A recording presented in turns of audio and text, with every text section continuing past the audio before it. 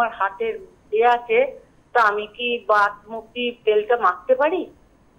হাতে কি আছে? আমার হার্টের প্রবলেম আছে। হার্টের প্রবলেমের জন্য বাতমুক্তি অয়েল মাখবেন? না, পায়ে বাতের জন্য আমি কি তেলটা ব্যবহার করতে পারবো?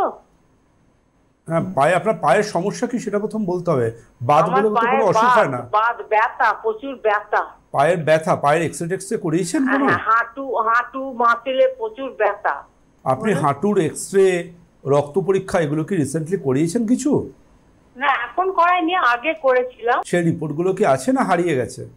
না, রিপোর্টগুলো নতুন করে সব করতে হবে, ওই জন্য বলছি যে তেলটা কি ব্যবহার করতে? তেলটা ব্যবহার করে কোনো রেজাল্ট পাবেন না, ঠিক আছে? একমাত্র আমি এরকম বলতে পারি যে আমার প্রোডাক্ট ব্যবহার করে আপনি কোনো উপকার পাবেন না যতক্ষণ না আমি আপনার সমস্যা জানতে না পাচ্ছি।